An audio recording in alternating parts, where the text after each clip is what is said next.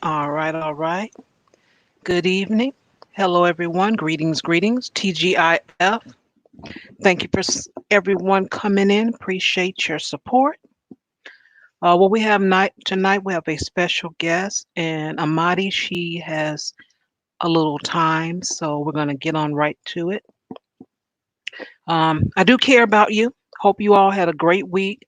Hope you are continuing to stay safe because a lot of states are opening up and folks out there protesting, acting a nut. But you all have to protect yourself regardless of what's going on. So try to continue to be safe, and I care. All right. All right. So I'll bring our guest to the panel, which is Amadi. How are you? I'm good. Can you hear me? I can hear you nice and clearly. Oh, good. Great. How are And you? you had a busy week. I've been a little busy this week. A little busy just on social media. Sure wasn't outside. Yeah. Yeah, this was a busy week for me too. And I thank you so much for the time that you're giving us. I wish I had more people and so we have more conversation, but we got an hour with you. I appreciate that. Yeah, absolutely. Thanks for having me again. You are welcome. And depends on how much I get, because people are donating. This is my personal channel. They're starting to donate. So it depends on what I get. I will send you something this time. And again, I apologize. I wasn't able to give you anything before, but there was no revenue going on that channel, and I really tried. Oh, well, I'm here just, I mean, that's not why I'm here, but I Okay. appreciate Well, that. I do appreciate your time, and that's just important to me. So I do have a gift coming to you, but I have to, it's second party, so I got to wait till, well, third party. So I have to wait till that person do what they need to do so I can get it to you. But you should Okay. have that in, let's see, I think he said about 30 days. So let's just say next month. Okay. No Yes. problem. And I think you'll really like it. It'll be something very precious. Okay. Well, I Yeah, got your I back think no it'll be matter what. precious. I do appreciate that. Greetings, everyone in the chat room. I appreciate you. Hey, Don Teasy, Rashid, Jervis, Shadra, and DeAndre. Thank you so much for coming. I do appreciate your support. And let me give you a shout out up here. Just got a donor. And let's see here.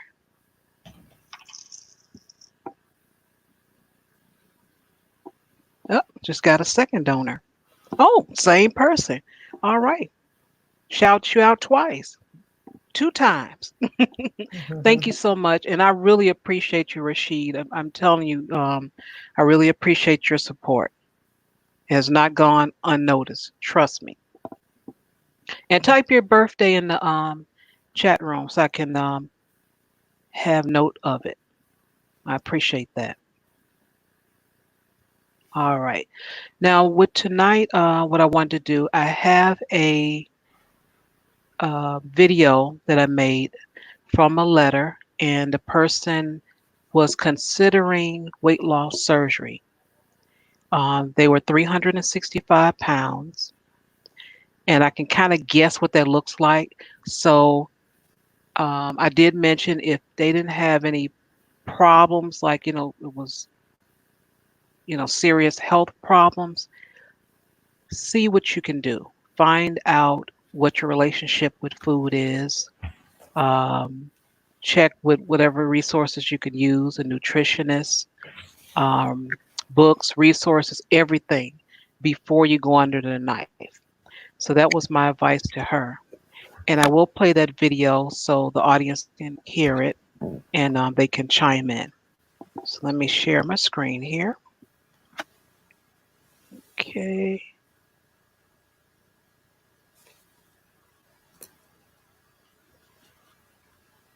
And the volume may be a little low. You guys let me know if it's a problem. And I just kind of gave you the overall summary of the video, but you'll let me know.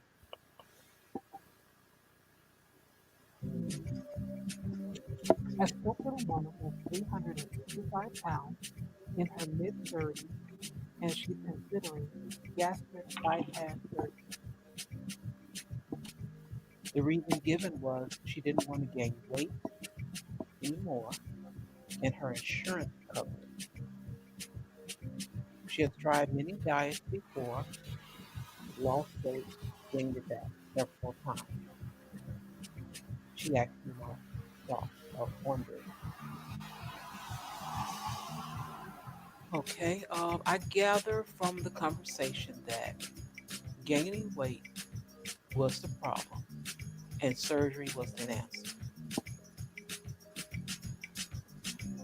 So I found that research shows that many people gain the weight back even though they had this surgery because your stomach can expand over time if you overeat.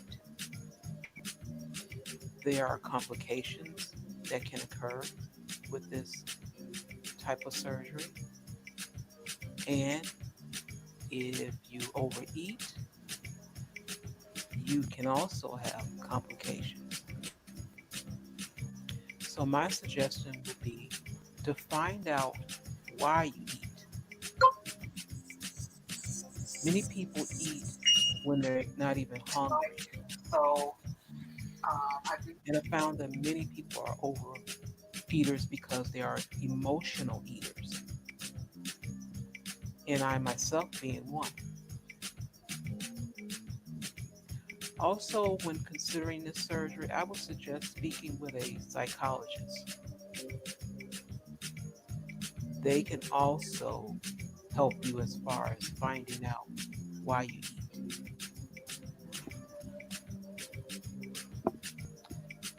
Find out what your relationship with food is.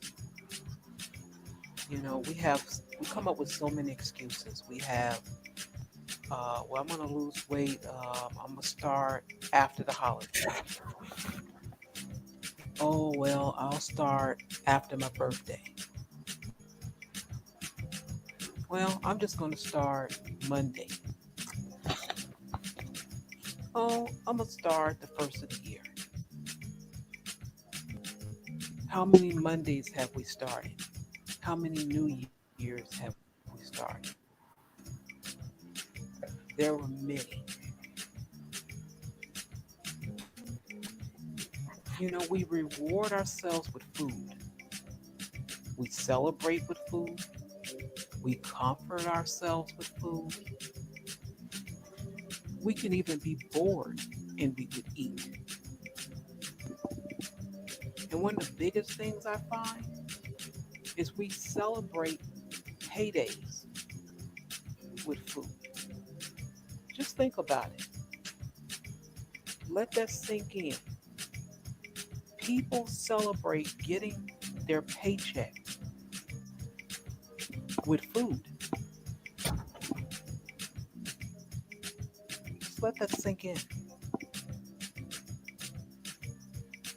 Have you noticed in office settings, especially when payday come, you have that one person that has all the menus on speed dial or a hard copy in their desk, and they go around as soon as you walk in the door talking about food, 8 a.m.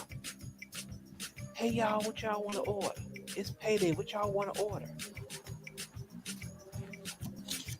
You may laugh, but that is something that needs to be addressed. You have to really think about that. You're celebrating your payday by eating.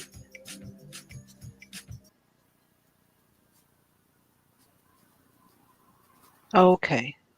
Did you guys hear that? Please tell me you heard that. It was a bit No? low, but I could hear it. Okay. Whew. Thank you. All right.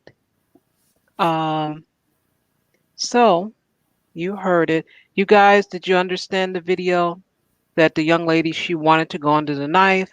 I suggested a few things as far as finding out her relationship with food. And I wanted to discuss that. I gave her a couple of other tips, but we can discuss that. And fasting, as Chaos put in the chat room, is an option. Intermittent fasting. It's a lot of different techniques out there, but we can discuss it. Everyone's journey is different. Um, Yeah. but for me, I'll just say for me, I had to actually find out my relationship with food.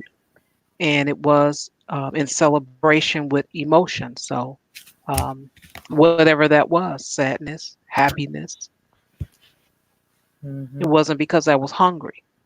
Hmm. Yeah. So, did you figure that out on your own? Did you talk to a psychologist? How did you come about that breakdown? I actually was speaking with a nurse, which I found out had a degree in psychology, Mm. and she recommended a book to me, and I recommended it to this person. Let's see if I can see it from here because I kept that because a lot of books I gave away, but some I kept. What is this saying from here? I can't see it. I can't see it from where I'm sitting in the room. But I recommended a book which happened to have been written by a nurse. Okay. And she was suggesting, same thing as the nurse that I was speaking to, find out what your relationship with food is and go from there. Because a lot of times we're not hungry. Mm-hmm. We drink more water. You'd be surprised. So that's how I started off. That's what helped me along the way. And I just was speaking with someone today about it. We were just discussing some things because now that with this pandemic going on, we are forced to be in the house. Mm-hmm. And I'm not saying I love outdoors, but I enjoy walking. It clears my mind and it really helps your midsection, at least for me. That's what I found. So I always enjoy doing that in the springtime. Mm-hmm. And having to be inside, it really have done something to me. I've been feeling kind of crazy about it, but I understand what we're going through. And it's a mental challenge. Now, as far as some things that you can do inside the house, yes, you can do some exercises and just, adjust your food during this time. But I just really hate the fact that I couldn't go outside and enjoy just walking. Mm-hmm. Well, see, it's a hard one for me because I'm a believer in fresh sunlight and fresh air, and I think that actually helps with the immune system. The vitamin D. I think that we are made. I mean, we're made. We have a trillion bacteria inside of us. We have a lot of different viruses already inside of us. A lot of people don't know that. And I'm not going to get into the debate about viruses or anything like that. However, Hmm. this is how we actually build up the immune system. And, I'm not going to spend a lot of time on the immune system because I know that's not really the focus. But, when children are little, and provided there's no pandemic, but they go outside, they play, they explore, they touch things, they put stuff in their mouth. This is how they learn about the external world, and it also builds up their immune system. And now we have, people are wearing masks, people are washing their hands, people are bleaching, people are sanitizing, people are staying home, people are, so it's almost immune, an immune system depressor. What's happening, um, ironically. So people are staying safe from the pandemic, but there are other effects that aren't being talked about, not necessarily in a positive way.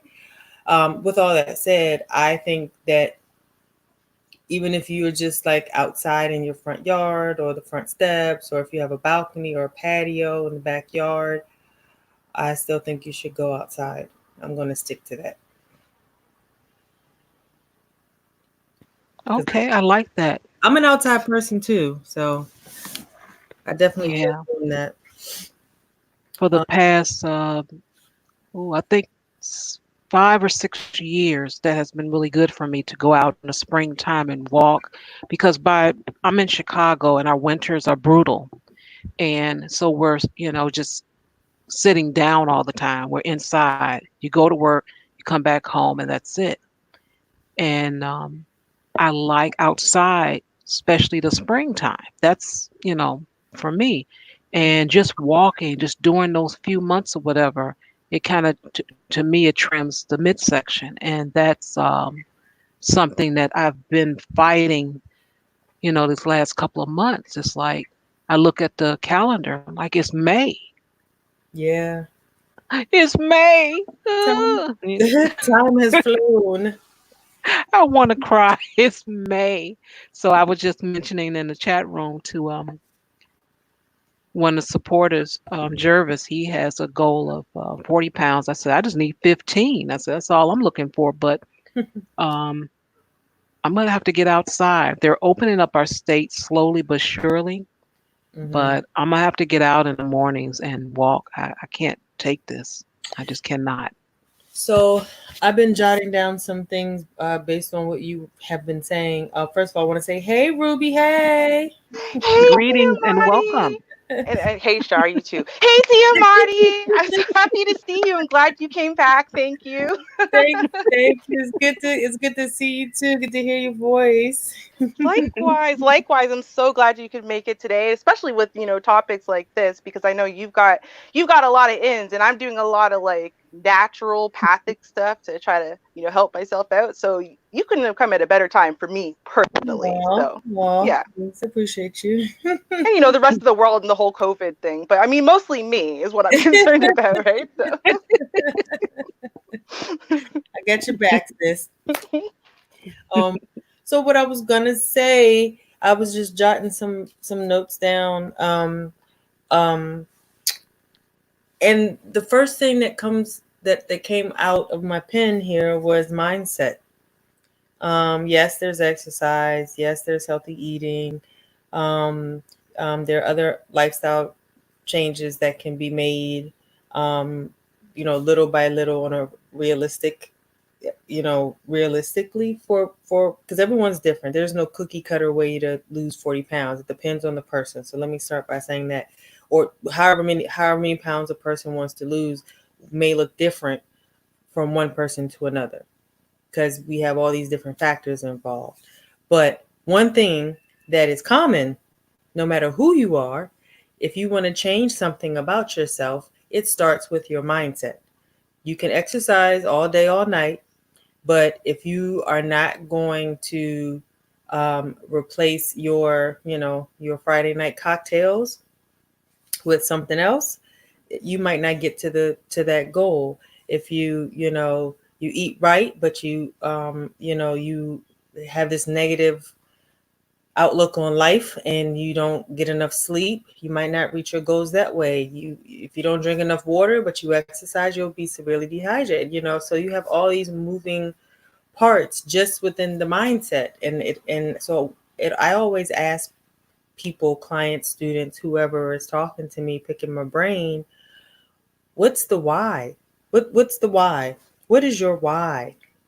Because it's going to be your why that you're going to have to look to when you're not going to want to make that change in that moment. I'm saying, so say, yeah, I've committed. I want to lose this weight. I'm going to exercise. You set your goals. You were smart about it. Smart, measurable, attainable, realistic, time bound. I mean, you hit it dead on the nail. You put it on your calendar. You got the tennis shoes. Your refrigerator stocked with leafy greens. You're ready to go. And then when, like you said, when Monday comes and you had a bad Sunday, you put it off, and it's like it's the mindset. It's not a lack of knowledge. I said this in my class this morning. Most people know exactly what they need to do in order to achieve their goals. Most people know that they're supposed to eat this and not eat that. They're supposed to move this amount of time and not sit on the sofa. They know they're supposed to go to bed at a certain time and wake up at a certain time. They know they're supposed to stay positive. They know all of these things, but they don't do it. So it's not lack of knowledge. So we got to throw that out. It always goes back to mindset. And that is, why do you have these goals? Why do you want to achieve these goals? And sometimes it takes a while. Sometimes it takes a while for people to actually pull off the layers to answer that question, because they'll say, which is not necessarily um, isn't the case. It could be the case, but it's not deep enough. For example, one of my clients said, "Oh, well, I have a 1 year old now, and I just, I need to be in better shape to keep up with him and bend over and pick him up and my lower back. And if I can just lose some of this weight." And I'm like, okay, well, with all due respect, that's not a big enough why, because you haven't implemented the changes. Right. So it's a reason, but it might be a bit too superficial. And I'm just keeping it real, and it's not a judgment, but like, you have to get to the deeper why. And a lot of times the reason why we want to achieve these goals comes from childhood. It started in childhood. The root goes back to childhood, which is a great point to Shar about seeing a psychologist. If you feel like you can't peel off the layers enough to get to the root, because that's what we're dealing with, the root cause. If you can get to the root cause of something, more than likely you will be successful at achieving that goal. I hope that made Mhm. sense. Mm, that definitely made sense. And I will say, and I want to ask you a question about something that most people use as a cop out, although there are definitely people who say it and it's not a cop out, it's true. So I think, most people have heard someone say, it's not my fault I can't lose weight. I got a glandular issue. It's my thyroid, right? And Mhm. so it's like they either heard that somewhere or someone told them that they might have a little bit, their numbers a little bit off, and they've been leaning on that crutch for a really long time to excuse themselves, letting themselves go. But you can tell by other things that they do and don't do that that's not the whole story. But I would ask for people who they really do have pretty severe thyroid issues. I have a little cousin, for example, so she's had a thyroid issue since she was a kid, like a really really young one. Mhm. And she stopped taking her medication because she heard that if she stopped taking the medication, then she'd finally be able to lose weight, because she had been killing herself trying to eat right, trying to exercise, and nothing was working. And from not taking the medication, it actually developed into thyroid cancer. So at 18, she had her thyroid entirely removed. Mm. Um, and so now, like, sure, she's on the medication to, replace the thyroid activity, but it's never really, enough, really. Mhm. And so as a result, it's like she can never really get down past slightly overweight. Like she really, I do, in all fairness, I see her really, her diet's pretty balanced. She exercises regularly, she stays active like anyone else living the life she lives. She would lose weight. They would be at a pretty healthy, weight, but she just can't get down. So my question is for people like that who really have a thyroid type issue, slow metabolism that isn't, on them, and just getting up and exercising, what else could they do? Like, are there other things they could do to rev their metabolism or affect their thyroid hormones or anything like that? Um, well, yeah, I think there's always a solution. There's this, the solution is in the problem. Most times we just don't look hard enough or at the right angle, from the right angle. And I would say a really good holistic dietitian or nutritionist Mm, that may specialize in her condition okay. would definitely help her.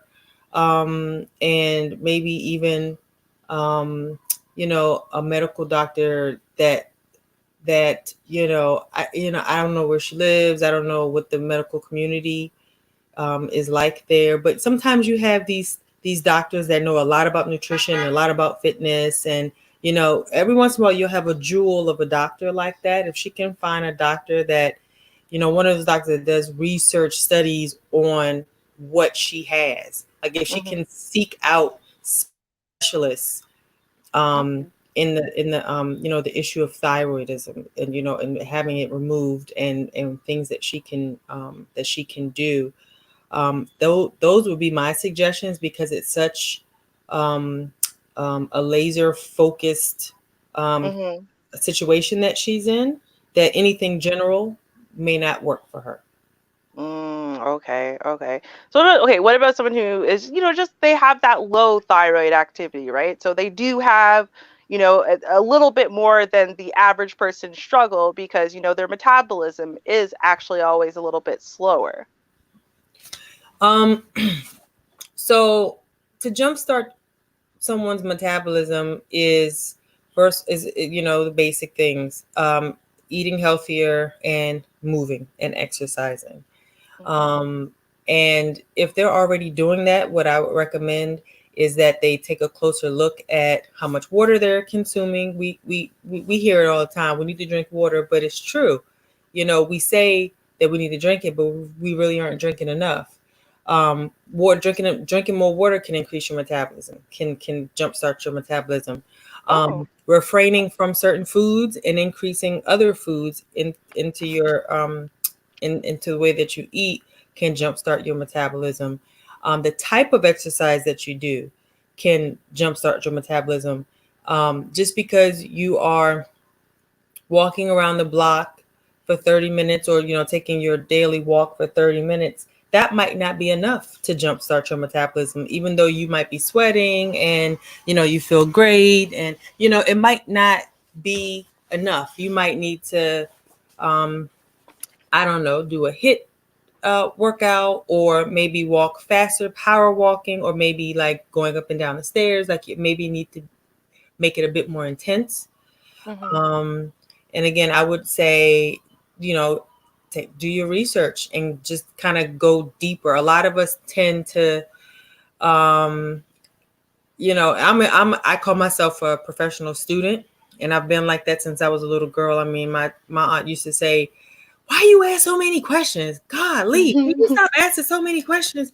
I've always been like that, and so if I ever have a question about something, or something happens to my body or whatever, and I'm like, well, why did that happen? I try to find again the root cause of it and figure out how to reverse it, prevent it, or keep it going, if it's something I find positive. And a lot of times, we don't want to dig deeper. We want to kind of, we want to change the status quo, but we don't want to put in the work. Some of us don't want to put in the work to research what would actually work for us. Hmm. So if you're like, I had a student earlier today, and she's like, I need to lose 6 pounds. I run 3 times a week, and in between I'll run like halfway there. It was a mile and a half, and I'll do like this workout, and then I'll run back. And so it works out to be like 3.5 miles that she runs, and she's doing this, and then she takes my class twice a week, and she's still not kind of, so we dug a little deeper. And so she likes alcohol, and she's not giving up Mm. the alcohol. So that's part of it. And the other part of it is, again, like Shar said, we're home. So she's like, well, I am eating more. I didn't used to have dinner. I used to just have this, but now I'm eating, and I'm eating later. So there's that. Mm-hmm. And then she said, I asked her, I said, well, what is your, give me an example of some of the things that you do in your workout routine. And so she gave me, and I said, well, do you do that same routine every time you go? And she said, yeah. I said, well, that's why you need to change your routine. You need to vary it up because you Mm-hmm. need to shock the body. The body, Right. the body changes and responds a lot quicker if you surprise it. If you change up the workout routine. So there are so many different things that you can do to rev up the metabolism. And I ask you a question about the changing up thing. So, would it be better like for you to do, like, let's say you were doing workout videos at home, right? I have experience in this, so I can name some. So let's say you own Stripper Size, you own Taibo, you own the that a kickboxing one, and you own the Biggest Loser workout, right? So you've got these four different videos. Now, should you do Carmen Electra's Stripper Size for month one and then switch it up to Taibo for month two, or would it be better for you to switch them up by doing like a different one every other day of the week and do it that way? Do you know what I mean? Hmm. That's a good question. And I'll have to start by saying everybody's different and everybody responds differently. Mm-hmm. And, I would assume like that there's some differences between these four and some Yes. similarities that overlap. Mm-hmm. Um, and I would say, first of all, people like, just answer the question. Is it do a yes or a no? And it's like, like I can hear some of my friends saying that, but it's not Girl, don't worry. You answer questions like me. Go ahead. okay, good. Because it's not that easy to say yes, you should do it like this, or yes, you should not. I would say, first of all, it depends on your goal. If you Hmm. want to really focus on burning fat, I would say you should change it up more often. I don't think you should do like one of those workouts for the whole month. I think you should change it. So if you're going to work out 3 times a week, I would make each one of those, or let's say 4 times a week, and do one of those once each week. Right. Um, Okay. if you want to kind of maintain, then yeah, maybe you should do, the Taibo for the first month and then try the other one for the second month. Or if you're just starting out, you might want to just stick with one for the first month, Okay. just to get your body acclimated to moving and sweating and the heart rate going up. So that's why I said it depends on what the goals are, who it is, you know, um, how you Right. would proceed in that situation. Okay. Makes sense. Are polls included? No, no. She didn't do no pole work. Well, not in the one that I got. I'm sure she has a pole version too, but it was just more. It's almost like moving Pilates in a way. But I kind of thought, hey, it'll be an extra treat because I'm gonna be able to kind of get like that long lean muscle mass, but also get some sexy moves. Because I could not listen. I still can't to this day. If I tried to give my man a sexy stripper size, he would laugh hysterically. Like I am not sexy, right? So I thought I could improve that. It didn't work. So with that one, is it a good workout? It's a really, really good workout though. Like you don't think that you're doing a good workout because movements are slow and you don't really feel like you're doing that much, and then you think you get halfway through and you're like sweating and you're like, oh man, guess this is, Mhm. and you realize you're like 10 minutes in and you're like, god damn, there's still like 30 minutes more. How? Right? The dips will do it. You start bending them knees and moving them hips. It'll start. Mhm. You And start you've always got sweating. to have like your stomachs like clenched in, your chest out, like you're so concentrated, you're holding Right. every muscle in for every movement, right? So you really are working out a fair amount. And trust me, if you have self-esteem issues, do not do this anywhere where you can see yourself doing it for the first like month, because you will never do it again, because you don't realize how terrible you look until you catch like a glimpse of yourself in the reflection of the TV and you're like, oh my god, really? So this sounds like that one is more of a core workout. Yeah, definitely. It's a core workout, but you got like definitely legs as well. Be a lot Okay. in there. Lower Hmm. body. Okay. I'm gonna have to Yeah, try that one out. it's fun. I'm gonna say, I'm telling you, that pole dancing industry, like I mean the working out one, the reason why it's such a craze is because women, we like dancing, but we like to do that. We like to feel like we're all sexy and seductive and stuff, and that's what always appealed to me about the workout videos, which is why I can. When I was working out, I had Zumba. I had like name one, I had it, and I would just do a different one every other day or every day because otherwise I'd get bored. But Mhm. you're doing different things and it's entertaining you. Like, it's not just like, I don't know, Taibo's good, but I'm like, I don't know, I feel like I'm working out. Whereas in when I did hip hop abs, and listening to what's his face going, ooh, ooh, right? Like, you're not paying attention as much. You're trying to get the dance moves down, right? And you're like, yeah, and you're cheering with him, right? So Mhm. it's like it becomes fun. Yeah, yeah, that's interesting. I'm gonna check that one out. It's definitely fun. It's definitely fun. Hip hop, like I said, hip hop abs, anything that has to do with dancing. Zumba is like That's how I between. started Oh, teaching Zumba. oh my God! I wish I Oh, wish you were okay. Canadian so I could ask you if you knew my Zumba girl because she's like, she's Yeah, I awesome. was I was so like I was a groupie. I had the Zumba gear, of course. I cut my hair off so I could look like, real like fun and party like. And Hmm. I mean, I was obsessed. I taught like up to 10 classes a week all over the city. Damn. Then I started aging. Wow. I was like, okay, the young kids can have this. I'm not gonna sacrifice my knees for Zumba. True. But yeah, that's how I actually that was my first job in the fitness industry. Oh And I'll wow. tell you guys, if you want to save some money, get these, rent them at your local library. Really? Yes. Lo- I. Go ahead to your library. There's a nice little catalog. And if they do not have it, you can request for them to buy it. Well, they'll get a loan from another library Hmm. and they'll send it to that library to loan it out to you, With the Zumba DVDs? with all of them so far that I've found. Huh. If Oh, they're in print, you're able to get them free oh, of Oh. charge. You pay your taxes, use that money. mm, Wow. I didn't know that. I'm telling you, I wish I knew that. You know how many workout videos I have that are horrible? They're just horrible, right? Exactly. You never know. So if you go ahead and rent them, then if Hmm. it's something that you know you're going to use, then go ahead and spend the $10 because you can get them now for $10. Hmm. That's mm. true.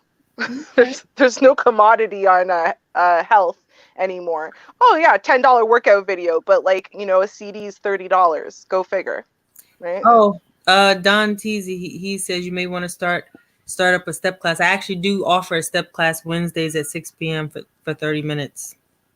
Oh, nice. Yeah. Yeah, and I'll put the information back in the chat room. I have her information, everyone. You guys check her out. You can email her, and she has classes and, right in front of the computer. You can have fun. And Hmm. I Hmm. think this week you had it for Monday was free. Well, Was I it kind of Monday opened was it free? up. Yeah, I kind of opened it up. Hmm. I'm letting people, come try it and see if they like it for free. So first class is free, whichever class they want. Oh, Okay. okay. Hmm. Yeah, so do check that out. So there's no excuse. She can hang out with you and like, get them knees up. I hate that though. It's like y'all have like this ESP, right? Like even the pre-recorded video. How the hell you know my knees are down? Okay, you can't even see me. that's that's how you can tell who's an experienced instructor. They know because I've been teaching literally, like I said, That's true. I started with Zumba almost 10 years ago. Hmm. And by being in front of a crowd of people and you're looking around, there's a big responsibility to teach. I'm looking at everybody's form. I'm making sure people start the next movement on beat. I'm making sure that I know the choreography. I make sure I can cue. I'm making sure nobody's passing out. I'm making sure the people who have bad knees over here can do the modification. So I have to give the modification before the next beat. Like there's all this stuff happening in the background that people don't know that take a class. Hmm. And so in all of that madness, people ain't picking their knees up. I'm like, No, oh, really? Yep. Y'all gonna make my life harder? Okay, pick your daggone knees up. All right, pick right? them up. And you're just like Yeah, staring at the screen like, bitch, I am tired. Why are you harassing me? Right?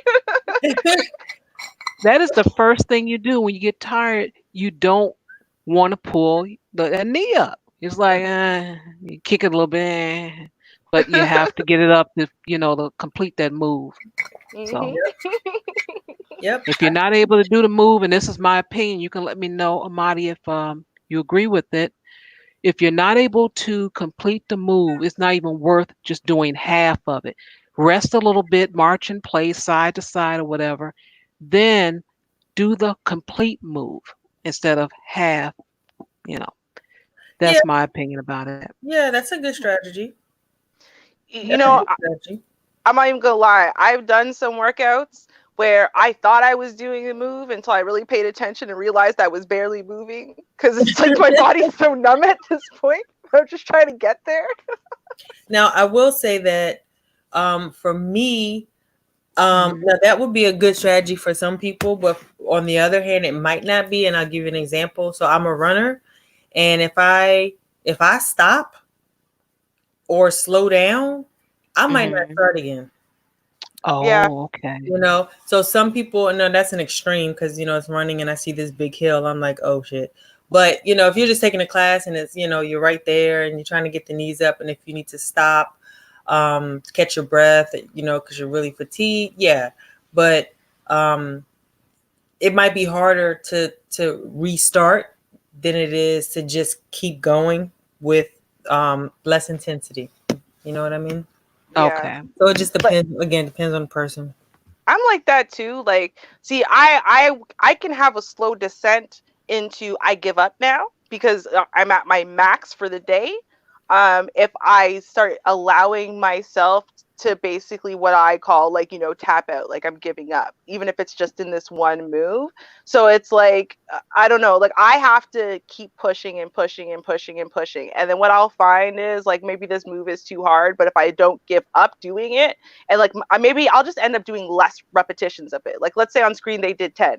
I might only get through 3 because that's how long it's taking me to get from, A to B. But Mm-hmm. then, the next movement, because I didn't give up entirely, the next movement feels easier to me and I can Mm-hmm. kind of keep going, and then I build up towards being able to get through the whole thing at, at least full, semi full extension, right? Mm-hmm. Someone said, have any of you done battle rope work? I have done battle rope work and I actually don't like it. But usually what I don't like in the fitness, like in the gym, actually is what I need. So yeah, I've done battle ropes and I've had my clients do battle ropes and no one is a fan of them. Now, what is that? What are battle ropes?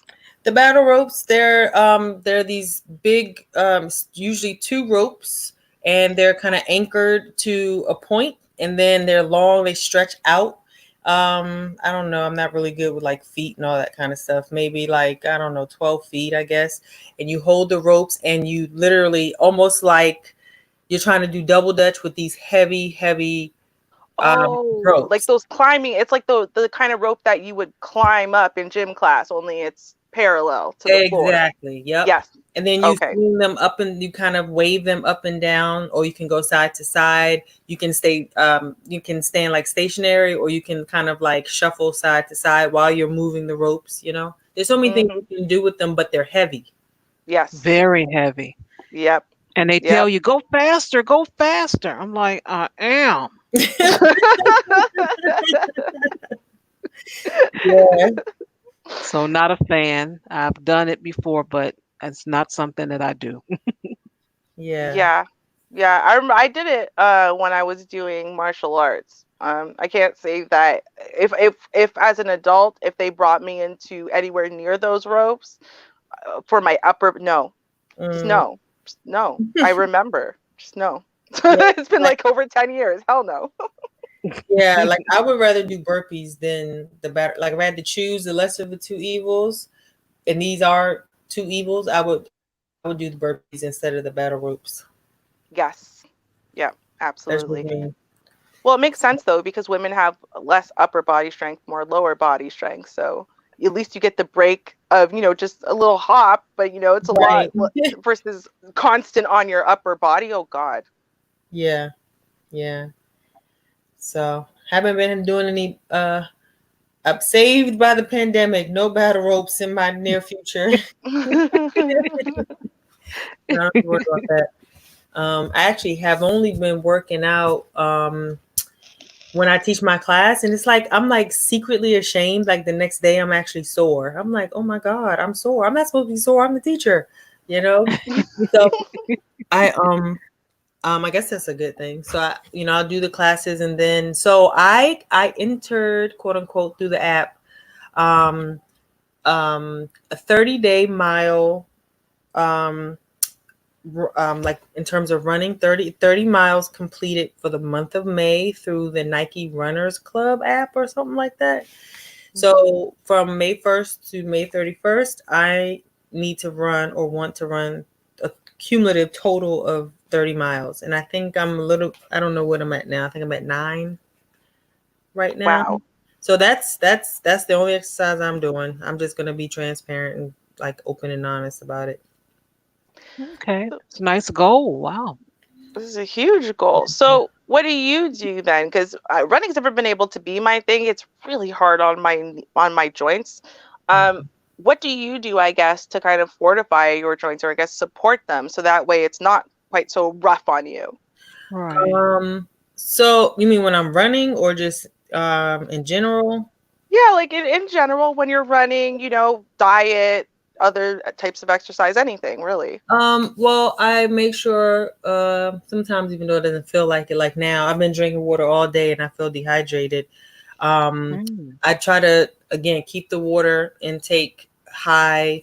I try to make sure that I'm getting enough omega 3s um, um, in my diet to help lubricate my joints.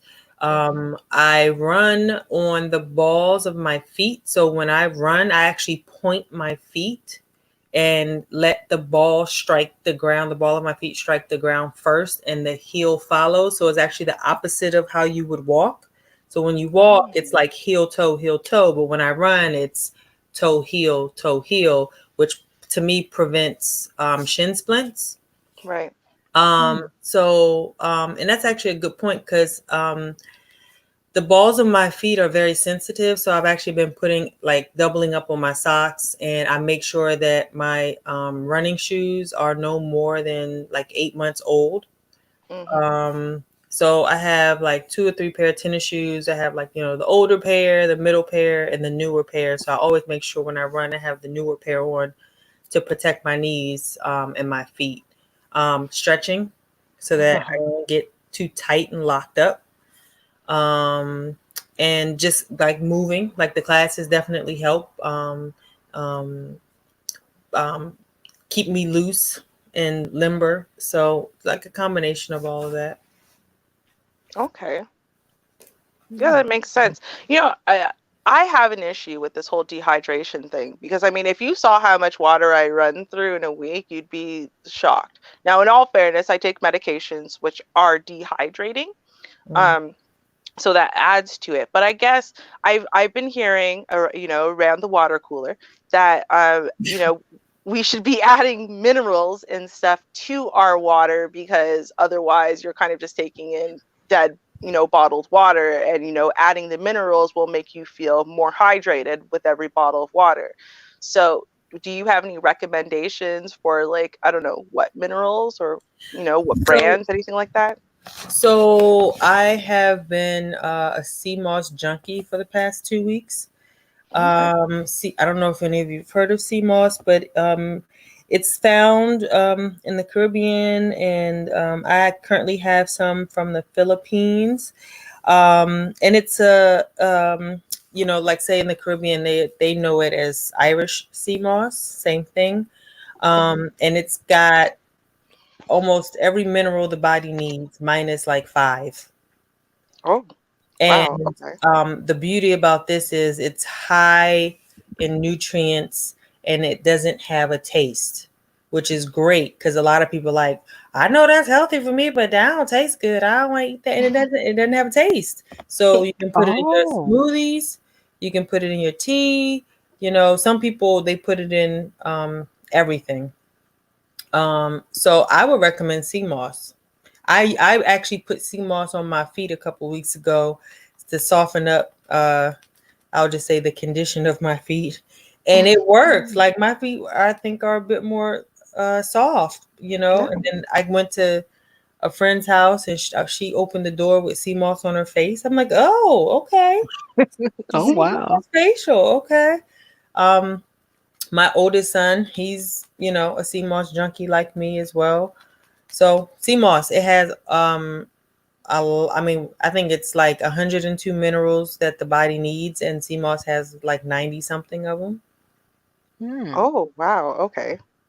Yeah. So if you can find somebody that makes sea moss gel, I mean, it's actually easy to make yourself. It's quite easy and quite cheap.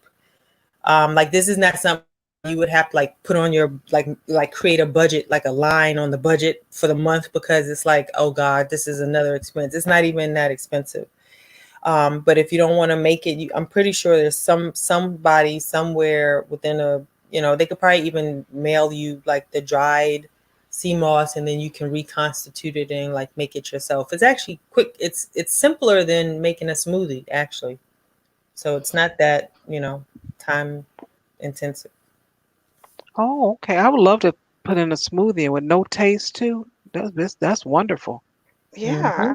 And I mean, Yeah. That is. honestly, I didn't know what it was. I've heard Irish Moss ever since, I don't know, when did Red Rat come out with the song Dwayne? But like because he says it in one particular part of the song. I just put in the lyrics in the chat. But he says Irish moss, linseed, sour sap, and then you're like, okay, well, I kind of know what some of the other stuff is. I didn't know what Irish moss was. I kind of thought maybe it was a type of drink, like it was a beer or something, because it's talking about male virility. um Yes.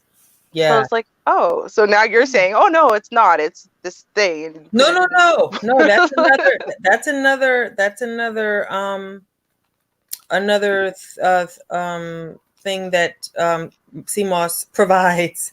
I mean, Oh. it provides a lot. It helps get rid of mucus out of the body. It provides a lot Oh. of the minerals that the body needs. It definitely helps with the libido.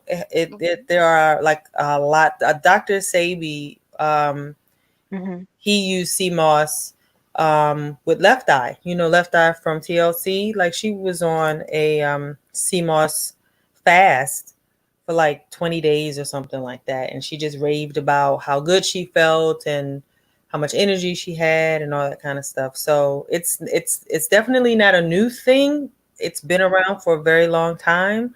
I think in the Caribbean, the Irish sea moss is kind of, they sell it in the store, kind of like in the refrigerated, like where the beverages are, like if you go into 7-Eleven, like their version, but they make it Hmm. with like milk and sugar, and they kind of, you know, Yeah. prepare it a way that may not be the most beneficial. Hmm. Yeah, that's I think that's what I was thinking of. I probably saw it in my grandparents' fridge at some point or something, and then I Mm-hmm. just assumed that's what it was, and I didn't Mm-hmm. realize they were referring to something in that mix or that blend. So, Mm-hmm. And there's a couple of my people that I know. They also have a sea moss powder, like it can come in powder form, and I'm seeing an increased usage of the powdered sea moss mixed with bladderwrack, which is another it's a seaweed, and it's powdered and mixed together and taken that way. I don't know a lot about bladderwrack, but I know that it has a lot of health benefits, probably a lot of minerals and all that kind of stuff. yeah, how do you spell it? Bladder rack, like your bladder? Like bladder and then WRACK. Oh, okay. A lot more straightforward actually than I was thinking. Never mind. Yeah. So Hmm. that would be a great way Okay. to get your minerals without compromising the taste buds or sacrificing the taste buds. Oh, that's Definitely. amazing.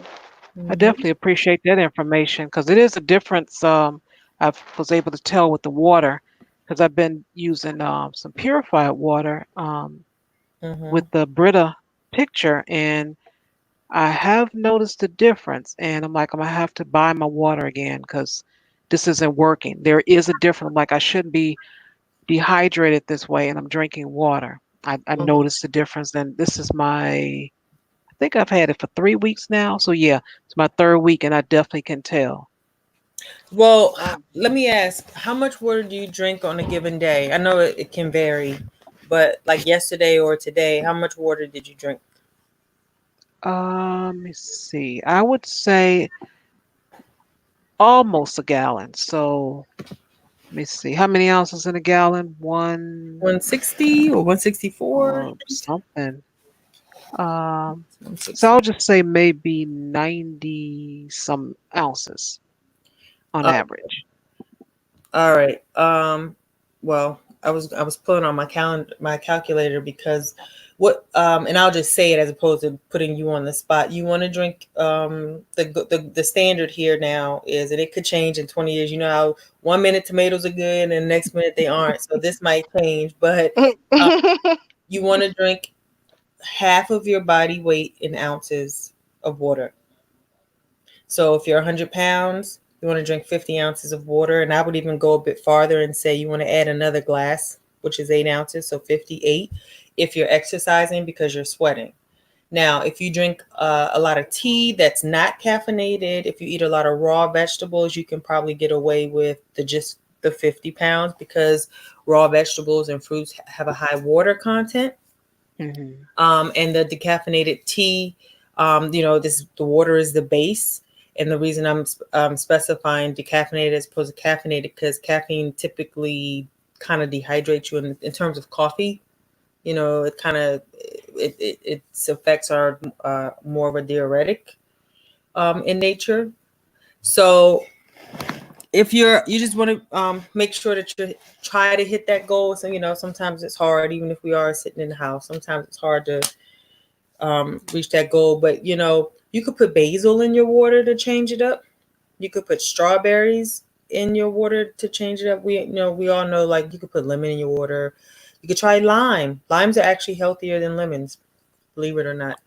Yeah, I So just read that recently about limes, but I can do water by itself. That's not a okay, issue. Mhm. But or if I even need to coconut. increase, I will increase it. And like Zero the Infinite says, coconut water is great too. You know. I use coconut water for my smoothies, but I've yet to try it by itself. Okay. I've yet to try it because I don't care for coconuts. I'm assuming I didn't care for the water. But Mhm. since it's in a smoothie, I don't taste what I didn't like. So, Okay. Okay. And also, we could be drinking enough water. Let's say, we're hitting our mark, we're drinking half a gallon or whatever the case may be, but we might be eating um, more starchy, refined foods, you know, um, throughout the day. Um, right, that's true. so you got to take that into consideration. It's not just about the water. It's not just about the exercise. It's not just about the sleep. It's not just about the balanced meals. It's everything. Everything is connected. It's all one.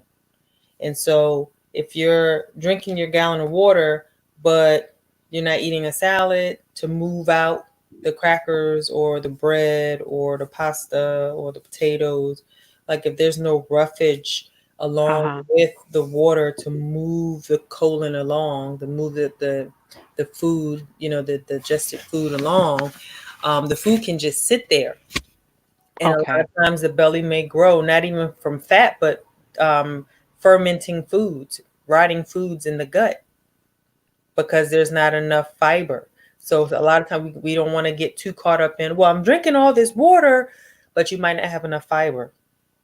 Okay. Mhm. So you want to keep that in mind too. Wonderful. Yeah, Okay. that's interesting to know. See, and I'm not sure why it is. My body seems to have an adverse or I guess opposite reaction to fiber content.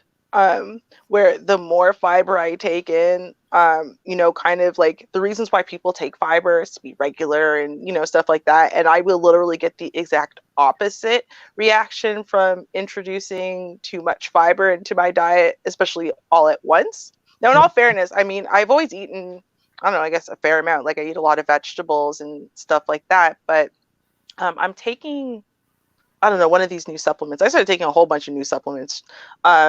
But one of them, I was reading up on it, and they were saying basically like the fiber content in it, or whatever, or what it produces, is high for some people.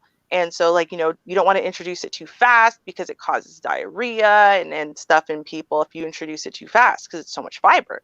And I'm like, I don't know. For me, it seems to almost have the exact opposite effect. Like, I'm like, I'm not having anything like that. If anything, things might be trending slightly in the opposite way.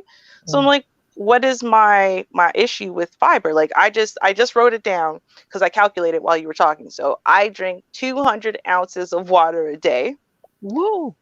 Yeah, when I say I drink like a ridiculous amount of water, this is why I looked into it, because I'm like, there's no reason why I should feel dehydrated or have a dry mouth ever. I drink like almost too much water, but I'm drinking it because I feel dehydrated. And like, you can feel that feeling when you're actually dehydrated, where it's almost like your muscles are uncomfortable and like you kind of almost feel shut down until you get some water in you. I'm at that place all the time. So I'm like attached to a bottle of water 24/7, and it's never really enough. Let me ask you, if you don't mind sharing, how much do you weigh? I weigh, okay, last time I actually went to the doctor, I'm very proud of this. I weigh 140 pounds. All right. So you should be drinking 70 to 80 ounces, and you're drinking more 200. than, yeah. So I think you're drinking way too much. However, I think I don't blame you because I don't like that dehydration feeling either. But like you said, your medications have a big role in that. Yes. And so maybe you can ask your doctor if there are alternative medications that do not have the dehydrating effects that the current medications have. I mean, we kind of have, and I'm seeing a new specialist, which actually right now I'm not seeing anyone because COVID-19. But when the problem is when you're talking medications that involve pain relief, short of you not being on medication, there's not a lot of options. So then you're waiting to get into physio, which again, not going to happen because of COVID-19 now. So we're back at a standstill, because that's kind of the option I was hit with, was like, no, you don't really have better options per se. Like at least not, for the level of pain and, kind of nerve dysfunction I have going on in my back, short of being able to maybe strengthen the atrophied muscle. So that way I need less pain relief. But, let me ask you this. What kind of water are you drinking? Well, I drink Aquafina or Dasani. All right, so let me talk about this. I didn't post this, and I probably should go back and redo it for vanity reasons, because I'm like, I didn't like how I looked in the video, but this is really crucial information. I searched high and low for some pH balance strips. Walmart. I went all these places, so I finally got some. Okay, I bought Deer Park. I bought Aquafina. I bought Smart Water. I bought I don't know, there what's Fiji, and there was one more. There were 5 different water bottle brands that I bought, and I poured all of the, each of them into their own cup of water, and I put the cup in front of their bottle, and I recorded myself doing this, and I took the pH balance strips, and each one had its own pH balance strip. And it tested for nitrates. It tested for harshness of the water. It tested for acidity. It was like all these little different, like 5 different things. I just wanted to test really for the acidity. Like, how acidic is this, okay, bottled water, really? So it must be better than the tap water. You know what I mean? So I tested all of them, and Aquafina was the most acidic. You know what? I wouldn't necessarily be so surprised. I switched to Aquafina because here in Canada, it's actually really difficult to buy Dasani in like big bulk. Whereas in like I was drinking Nestle water until I started drinking Dasani, and when I tried to go back to Nestle, it was like trying to literally drink a giant bowl of salt. So I couldn't do it. So I was like, okay, well, there's Aquafina, I guess, which is made by the same company. You know, it tastes like it tastes like an inferior Yeah, product to Dasani to me. yeah. And I don't know how you're going to tell me how Dasani tasted, but it does taste like an inferior product. And it is. I literally just said this the other day. I'm like, no, you don't understand. Dasani is so much more like quenching. Like I need 2 or 3 Aquafinas to equal a Dasani. Well, Um, Dasani is not. I don't think I tested Dasani, but based on the taste of Dasani and comparing it to the taste of Aquafina, it's probably not far from it. So that's number oh, one. Fiji and Smart Water were the least acidic. Fiji mhm, being the most alkaline, closer to the alkaline side of things. What I would recommend is that you stop drinking bottled water. Definitely not drink tap water, no. because the fluoride is, among other things, is probably not going to help. You should get like, I used to have one a long time ago. I'm not well versed on water filters, but anything with charcoal, there's like, I used to have this 10-stage charcoal water filter, and it was like this, long tower with a little, a slim, sleek steel little pipe thing that came and curved, and that's where the filtered water would come out. I recommend getting like a top notch, high quality water filter. Not only will it save you money and Mhm. time from having to go to the store to buy it, but it'll probably be better for your body, because Hmm. all of the contaminants and toxins and acidic elements and all that stuff that's in all this other water that's supposed to be good for us, it won't be there. Mhm. And I And think if I were going to do bottled, which was the one that tested, I guess, the best? Could we Fiji, say the Fiji? Okay. yeah, but see, Fiji is expensive, and now I know why. Yeah. You know what Yeah, though? it is. Oh, Hey, I drink 12 bottles of water a day, 7 days a week. So if you think about how much water I drink and the fact that I am actually dehydrated for real, regardless, to me, it's expensive, but will it balance out? You know what I mean? If I need one bottle to equal 6 Aquafinas or, 8 Aquafinas, then I'll probably still be saving money in the long run, right, by switching. So I think it's worth trying as well, but Mhm. yeah, I'll definitely look into the filter thing, although from what I hear, filters are a hot commodity right now. They've run out of a lot of filtering types of things, uh-huh. I Yep. think because of COVID-19. So Mhm. Yes. They Well, took advantage of if us. you do decide to go down that road, just make sure that the water filter you decide on has charcoal that's filtering the water. mhm. Charcoal is amazing. It's like I can't think of anything else that would be better that your water could be filtered through. Charcoal can absorb everything. Mhm. Okay, Yep. I will definitely do that. Thank you. Yeah. Yeah. So, yeah, so the water drinking is definitely important, but we also have to keep close in mind the foods that we're eating. Also, um, like I said, like like my client, I posted something. What was that post of? Um, oh, because I'm doing a juice fast starting on Monday, and I had put up a video on Yeah, saw that. Thursday, I think, and I'm like drinking green juice, and it was good. It's like it was like I'm deciding between talking in the camera and drinking the juice, and so anyway, my client, she says, I'm in, I'm all in, I'm ready, but it's gonna be hard because my crackers and my cereal, and I said, well, what's your goal? And she's like, to lose my, to get my flat tummy. I said, well, it said, I said, it seems like the foods that you don't want to give up are preventing you from reaching that goal of a flat tummy. And she's like, oh, well, what's wrong with, crackers and cereal? I said, well, first of all, they're processed. There's not enough nutrients, fiber. And there was one other thing I said, and she knew it. Again, we know what we're supposed to do. It's not because of a lack of knowledge. It's because of, and this ties into the emotional eating. It's, whether if it's to soothe, comfort, numb, Hmm. whatever crutch title we want to put on it, and it's not a judgment at all. Out of boredom, it could be anything. Hmm. It could be Yeah. because it's free. When I used to work, when I used to work at an office and there was free food, I wouldn't even be hungry, and I'd be all up in there getting me a plate just because it was free and it was there. So we all eat for different reasons. So anyway, the point is, we just want to make sure that we're paying attention to the types of carbs, because I hear a lot of people say, yeah, so I've given up carbs. I'm like, okay, what does that look like for you? Because the fruits and vegetables are carbs. So what kind of carbs are you giving up?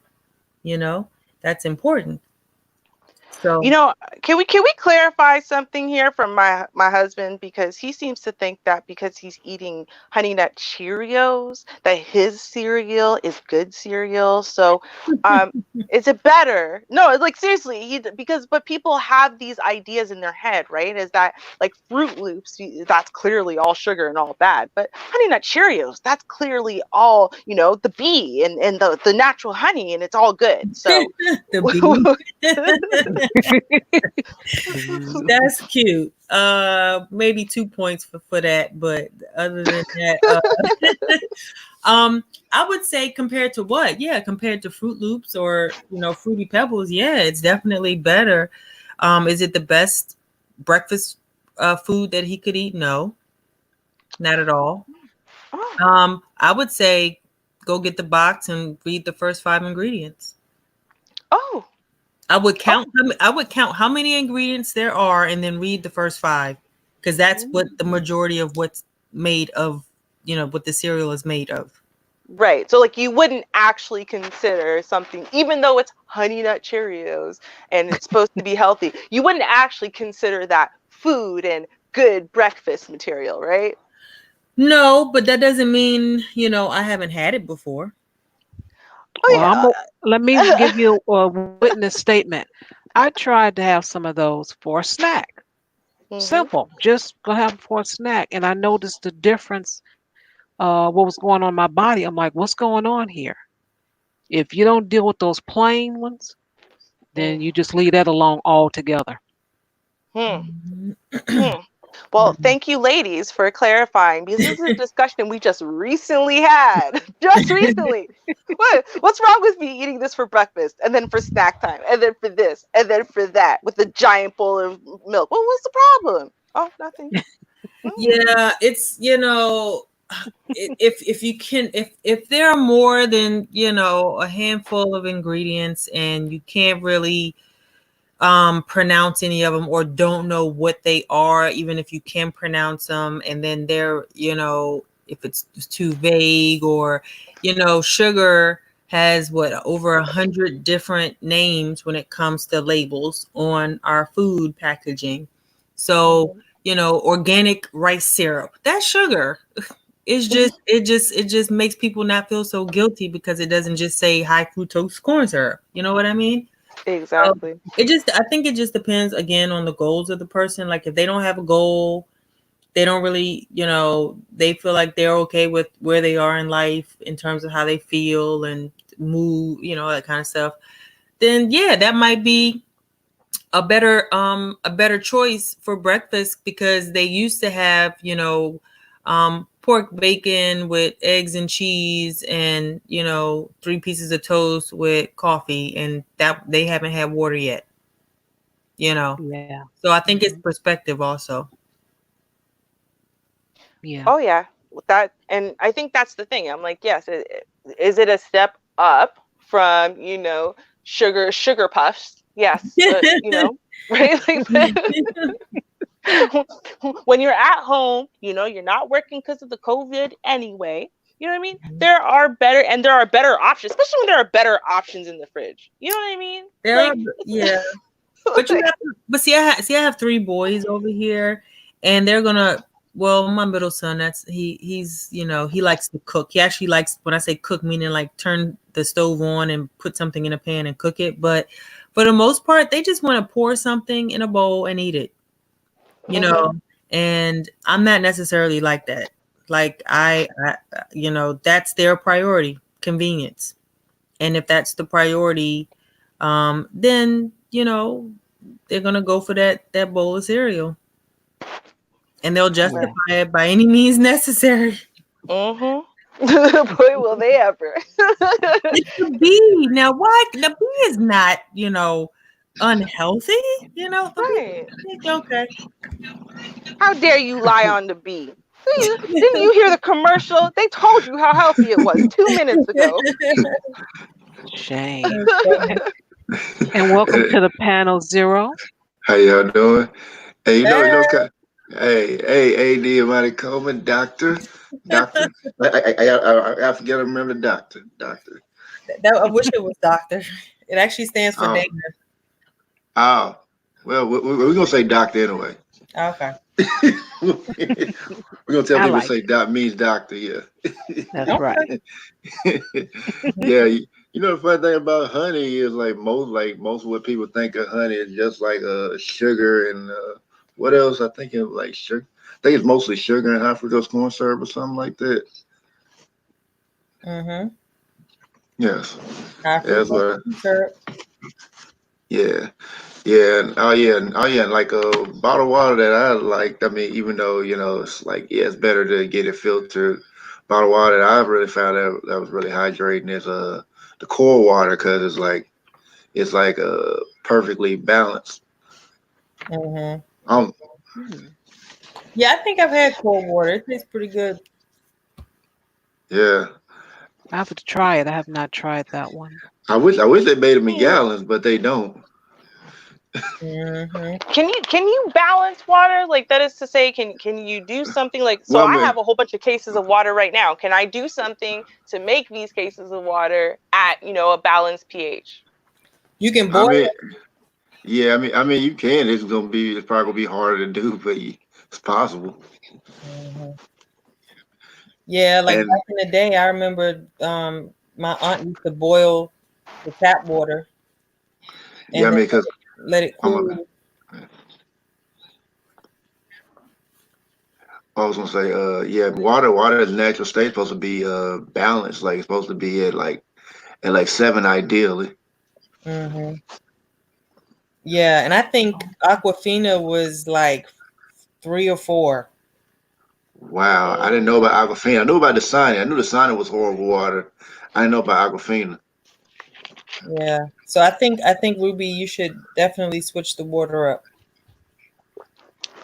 well, absolutely. But if I boil, because when I say I got cases, right? Like, again, it's COVID-19. No one's trying to run out of water, so I got cases of water left. So if I take this water and I were to boil it, then that would be able to bring the pH back up.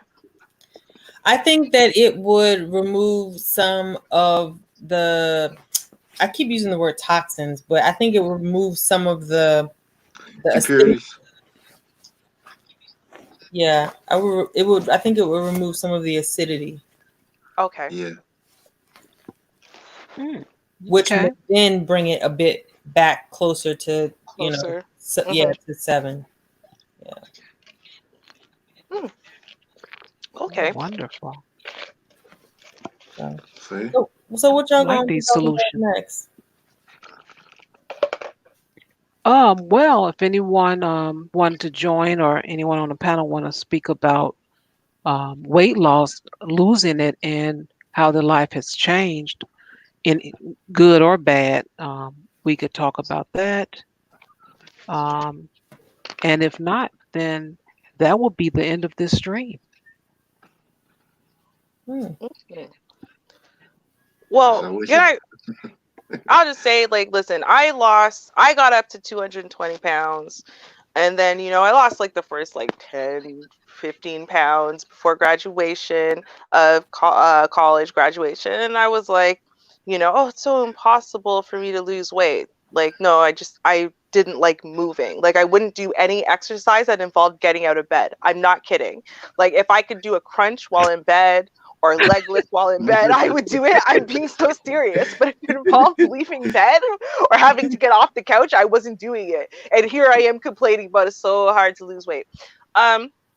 So when I lost 6 dress sizes in 6 weeks, and people are like, oh, that's so crazy. You must have been doing something crazy. And I didn't. I just thought about all of the thin people I knew.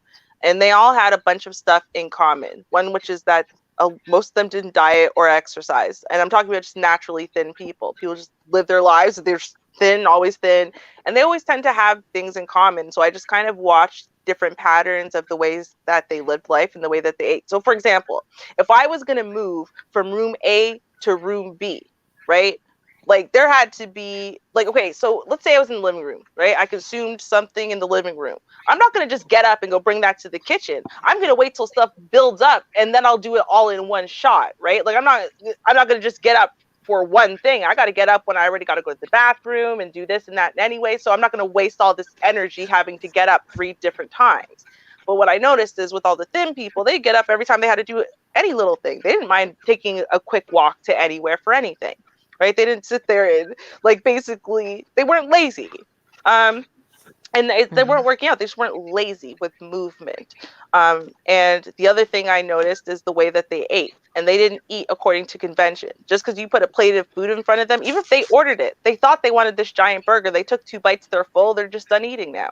They don't care. They'll eat it when they feel like eating. And I would watch, like at the time I was dating a guy who was very thin, and I would watch him and he would do that. And he would, over the course of 5 hours, eat that one meal. But he would eat it. It's just like, he would eat, and then when he wasn't hungry anymore, he just stopped eating. I'm like, you're full? And he's like, no, I'm just not hungry. So my interest has now been pulled elsewhere. Oh, okay, so you're different than me, because I feel like if I have a plate of food, I have to eat the whole damn thing, even if I wasn't hungry anymore. And so I kind of made up rules around that. And I called it my skinny girl diet. And most of what I did, it just involved just not being lazy. I didn't actually work out at all. And I just followed a bunch of eating rules that I watched my skinny boyfriend do. And I lost 6 dress sizes in 6 weeks. So, and I mean, I was a lot younger. I can't say that would work now at 35. I was 22, 23, and it was really a winning thing. And everyone that I introduced this concept to, if they followed it, it worked for them. So, to me, that was basically, it wasn't a big struggle for me. It wasn't a big journey. I didn't spend that long overweight. Like I was a solid kid. I was pretty thin throughout high school. I gained this weight right after high school. And then it wasn't really that hard for me to lose it. So it's like, I feel like, in the discussions of weight loss journeys and stuff like that, I don't really feel like I have an authentic story, that is to say, because it wasn't really like a big struggle for me. And it wasn't really like all that bad. Like when I gained weight, I was just like, oh, okay, I guess I'm really big and I gotta, dress my body differently. And it was just like when I got uncomfortable with my body, I was like, okay, I guess I gotta do something about it now. But like, there was nothing really holding me back. And it wasn't like I wasn't an emotional eater or whatever. I drank a lot, and I did things like I would want a midnight snack, and so I would eat a steak and spinach salad with extra dressing, and that was my midnight snack on top of all my regular meals throughout the day, which were very rich and gigantic. And again, remember, I never left a crumb behind. So it was just, I was just eating a lot. I wasn't eating bad. I was just eating a lot of food all of the time whenever I felt like it, and I was drinking a lot of beer. So, it's like just not doing that made all the difference in the world for me personally. Mm. So it sounds like you could have probably marketed that play, and you could have charged people for it. I so was going to. I was actually, when I was like in my mid-20s, I really wanted to do it. I wanted to like, teach the world my skinny girl diet. We'll make millions, but Body by Ruby. yeah, right? Bodies by Ruby. There you go.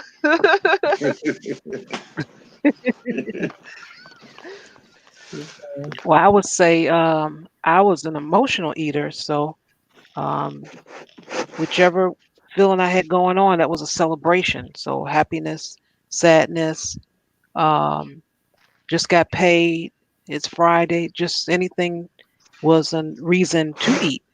Didn't realize I wasn't hungry. I was just following along with everyone else.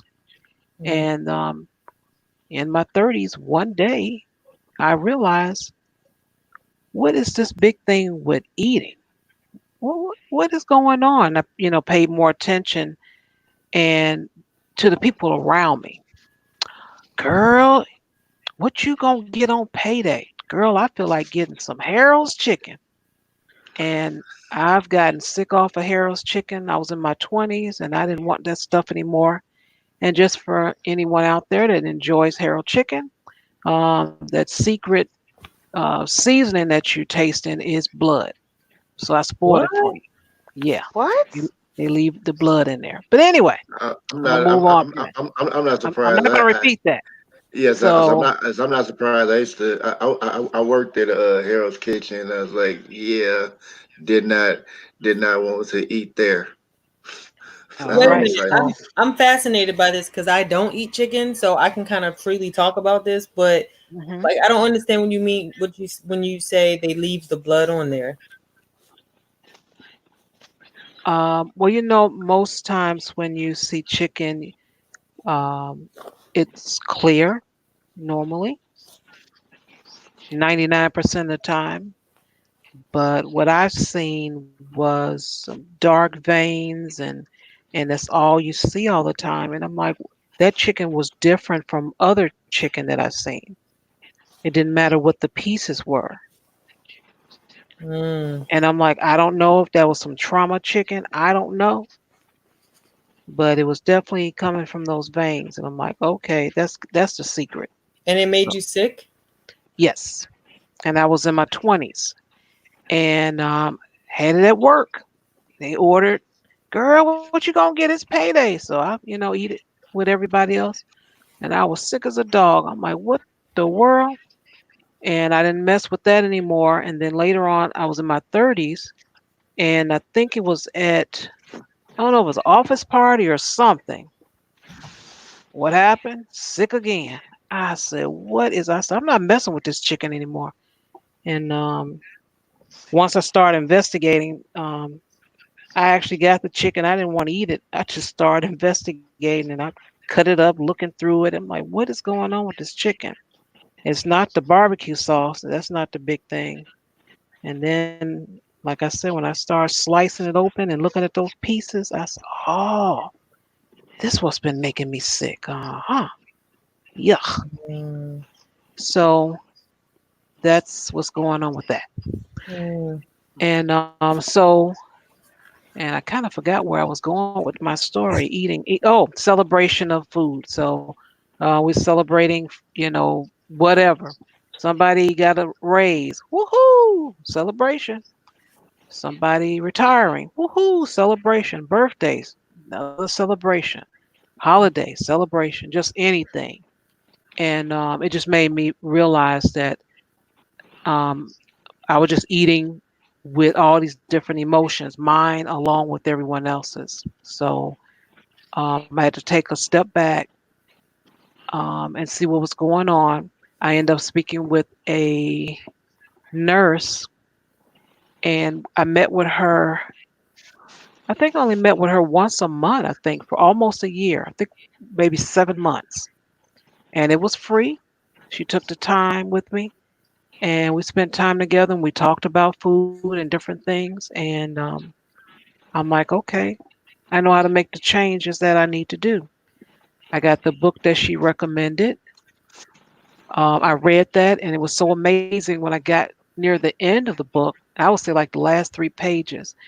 It's something that that author said that only a person in a big body could have known. And got to the last 2 pages, and that's when she revealed she used to be a 200 some pound woman. I'm like, because there's no way she could have that mental thought. I'm like, no one could tell you this. No one. You had to have lived and experienced that. So Mm. um, So I say that to go on to say when it comes down to excuses, it's real easy to come up with them. So I'm going to throw a couple of ideas out there for you. If you're exercising and you get tired, it's okay. March in place, side to side, whatever you do. Don't allow that tape to finish or that class to finish and you don't. Even if you're just standing there marching side to side, don't leave. Just stay there. When the class is over or that tape is over, then leave. Mhm. When it comes down to changing your food, yes, your stomach or your body is going to talk to you. And it's not going to be hungry, it's just going to make some sounds. You're going to hear some growling, some different stuff. I recommend you talk to it. You're like, I don't know why you're making all those noises, but you're not going to get anything until tomorrow. Hmm. So you can make the noises if you want to. You're not getting anything. And say it out loud. Just don't think it to yourself. Actually say it out loud. And Mhm. I used to tell that to my doctor because my doctor was wondering. She said, "How you lose all this weight?" And I gave her a spill. I told her what happened. She said, "You didn't get hungry?" And I told her no because I didn't take that as a sign of hunger. I took that as a sign of habit because I wasn't hungry. Mm. I literally wasn't hungry. It was just those sounds of hunger, but I wasn't hungry. And so I'm just sharing with you that talk to your body because it's going to talk to you. Whether it's almost bedtime, it's going to make some noise. You're like, okay, make all the noise you want. You're not getting anything. I Mhm. know that's Lay right. down to bed. If you say your prayers or whatever you do, lay down. Your body may go. So you can quiet down now because we're going to sleep. And that really was something I've done. And it worked for me. So I'm just sharing it with you. It's strange, but sometimes strange things work for people. Hey, whatever works.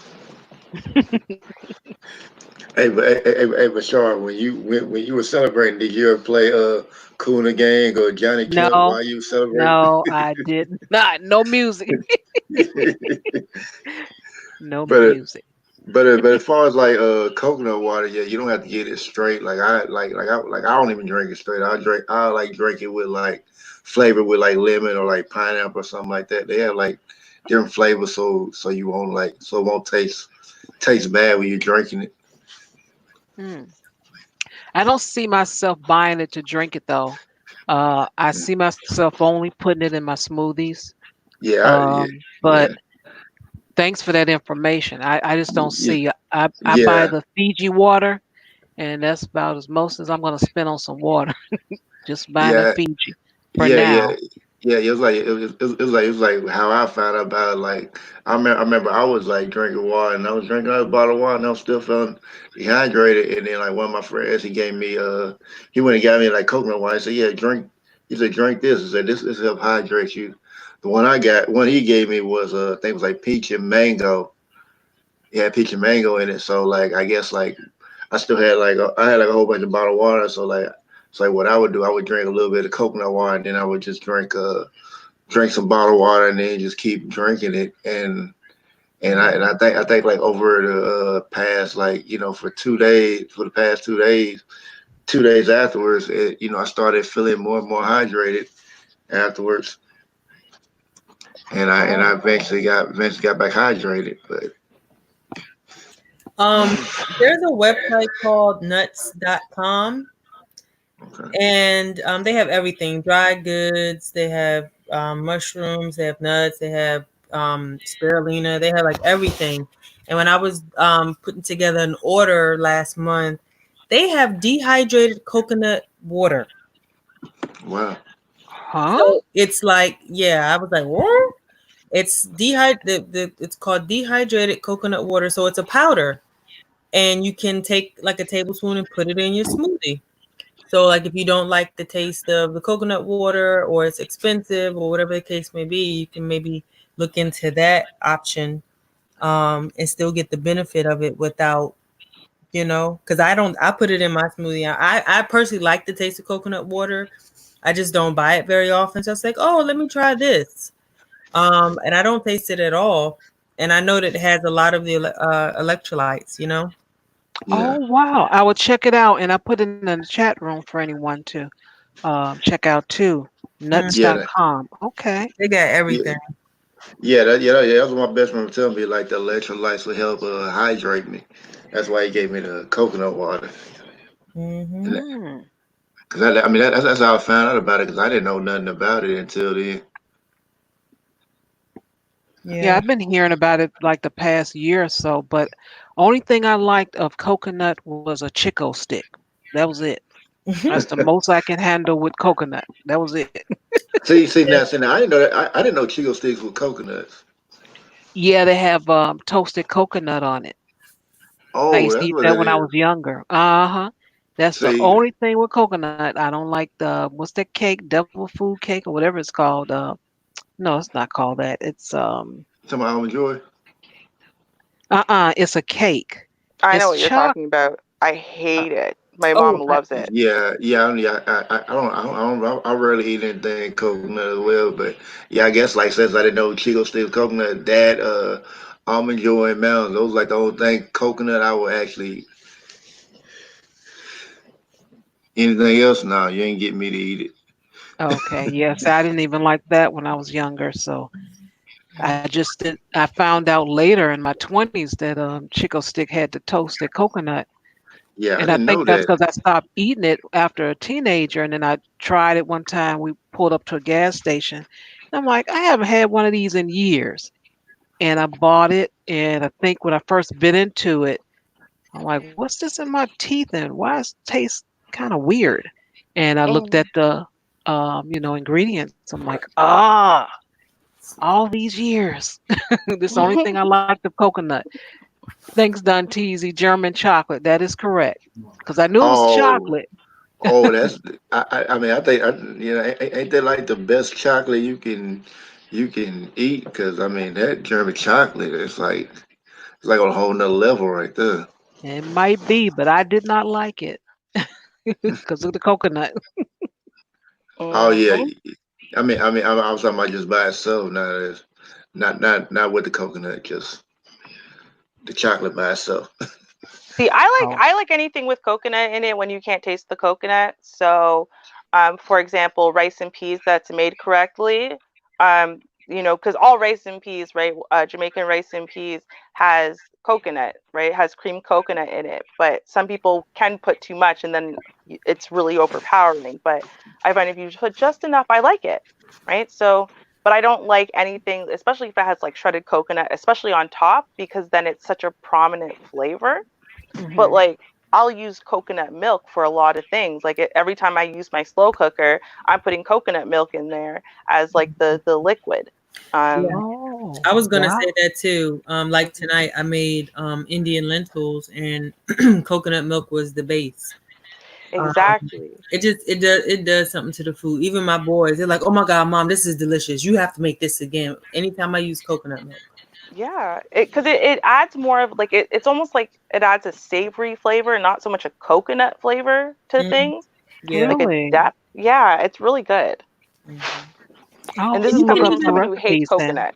Yeah, right. I hate coconut, so I'm with you. If it tasted like coconut, I wouldn't use it. It's just being real.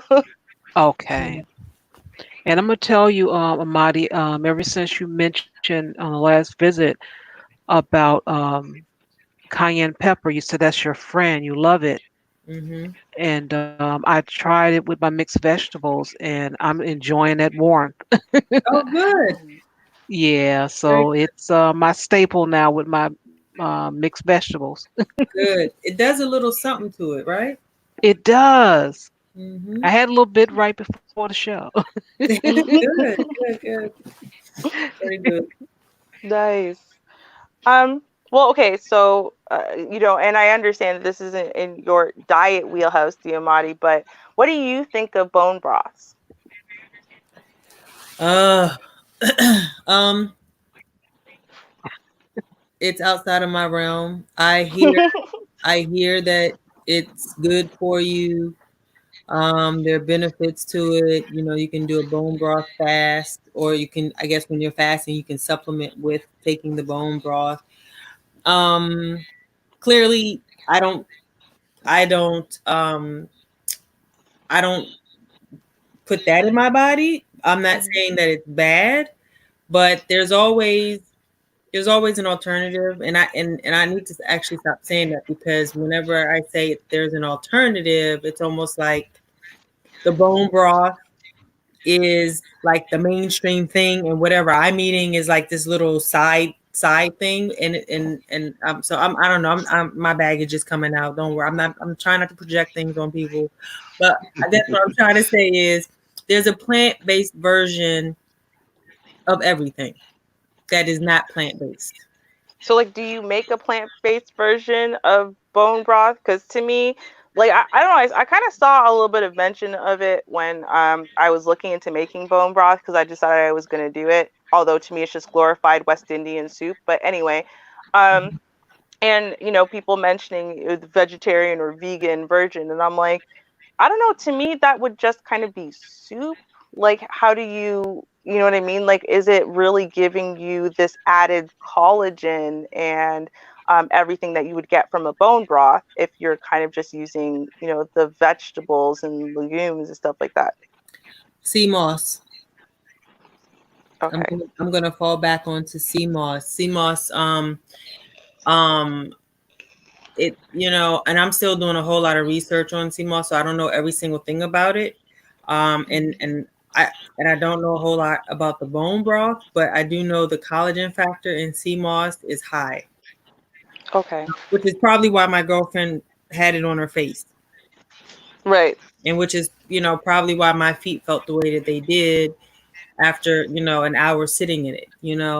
Hmm. So I would probably turn to sea moss for the collagen effect. There are, and a couple years, I mean, years ago, maybe 5 or 6 years ago, I did take a collagen supplement, but it was plant based.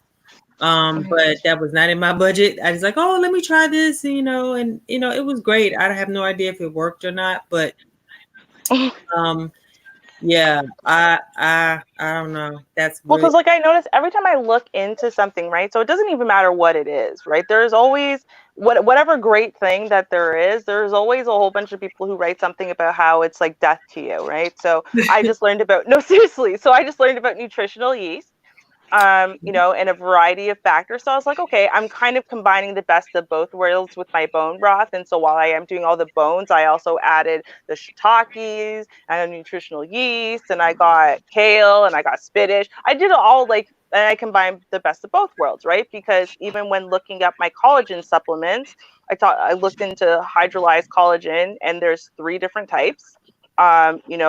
Some you get from vegetables, some you get from meats. And, to me, having all the worlds is the best.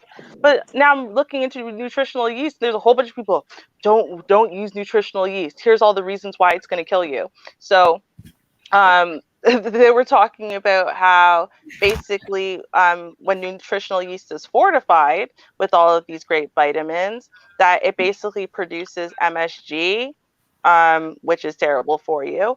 And then they're also talking about the fact that, like, well, if you're going to consume yeast, then it's going to up the yeast in your body and basically cause, an internal yeast, well, like internal and external yeast infection, and like, that whole yeast overload in your system.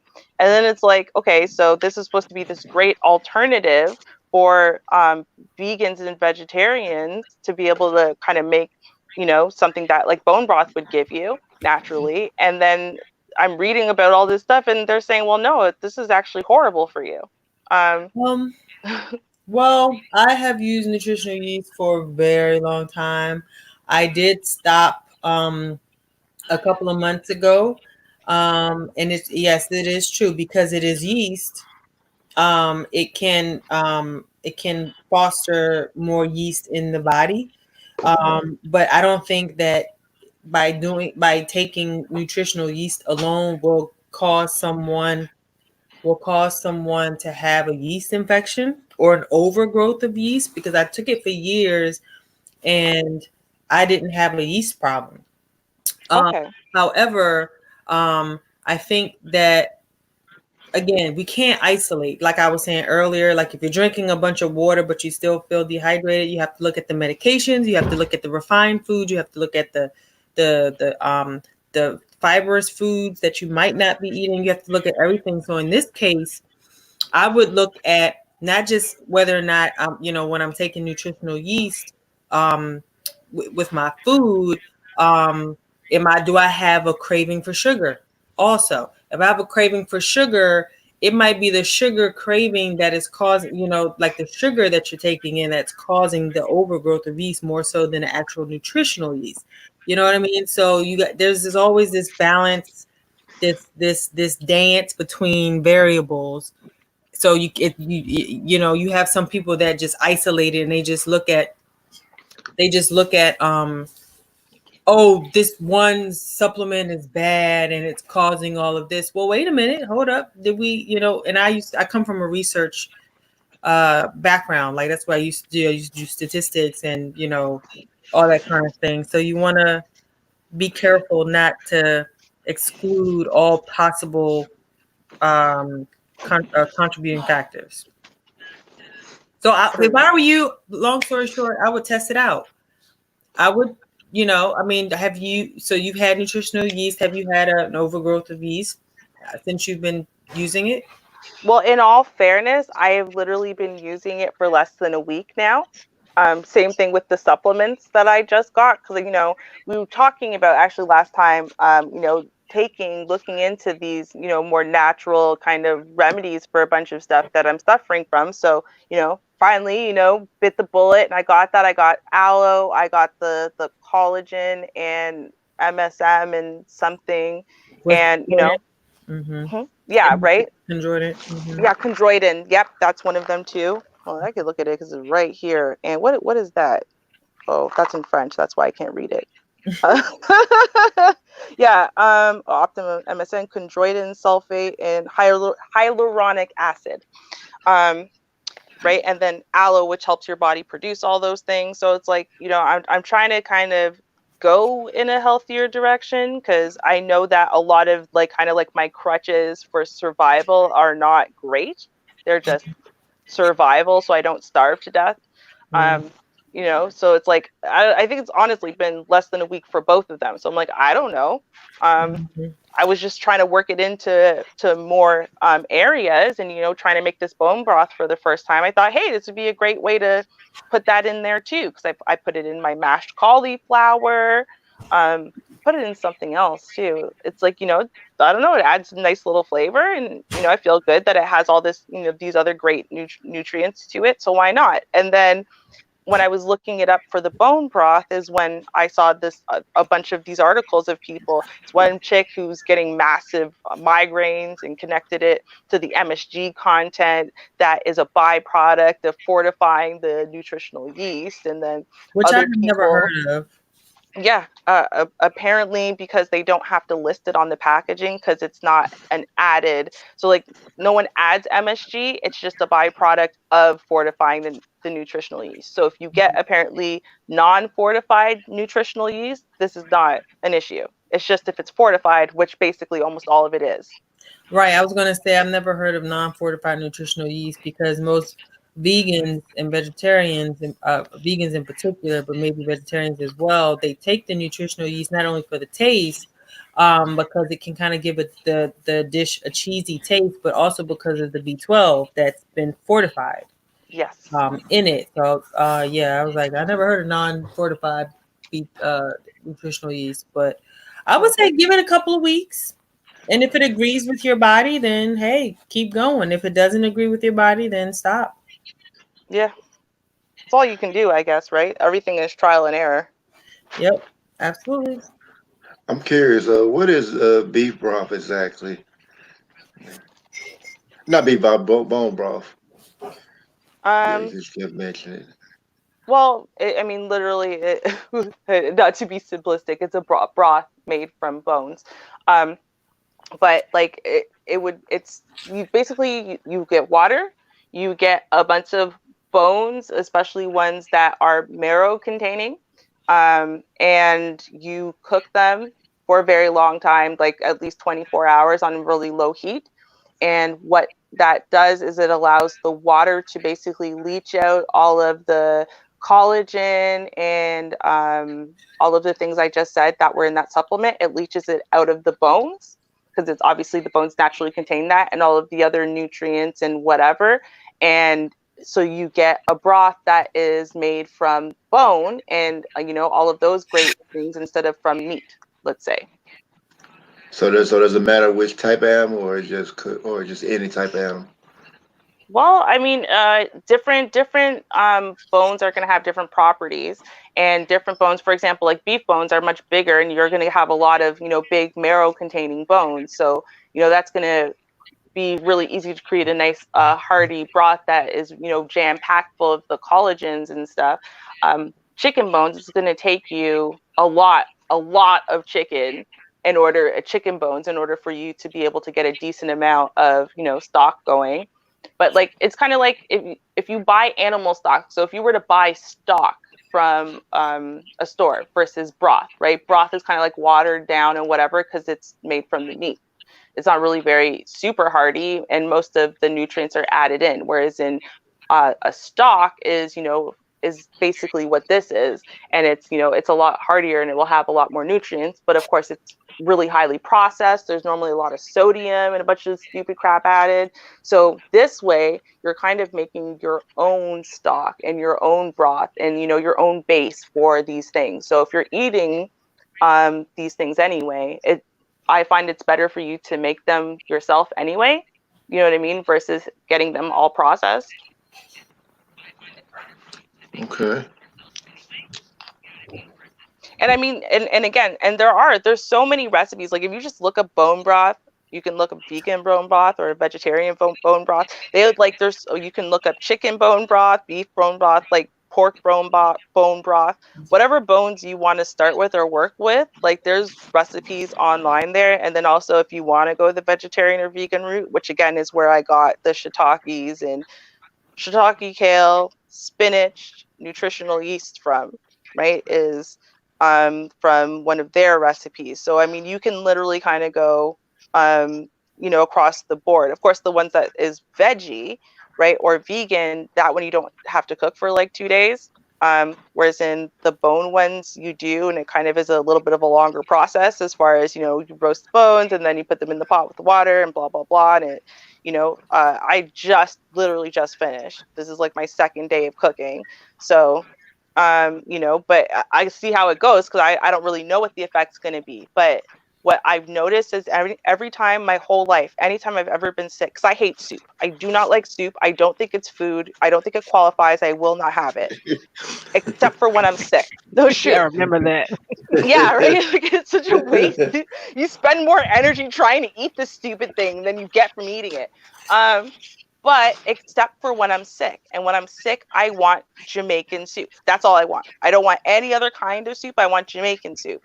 And when I look at all of the qualities, just how you cooked the soup, how long you're cooking it for, what's in it, and whatever, and I look at bone broth, they're almost the same thing. Like when you're making Jamaican soup, you're basically making bone broth and soup in one, right? Because you start with the water and the bones and the chicken and whatever, and you cook that for a long time, and you add your spices and your veggies and your roots, like yams and stuff like that in, and you're cooked that for a long time. So it's basically kind of like the same thing. And now it makes sense to me why I've always craved that and why it always makes me feel better. Like you literally feel like fortified afterwards. And I always thought it was like a mental thing and just a comfort thing. But yeah, no, apparently there are lots of nutrients and benefits to eating that kind of soup versus, say, I don't know, chicken soup.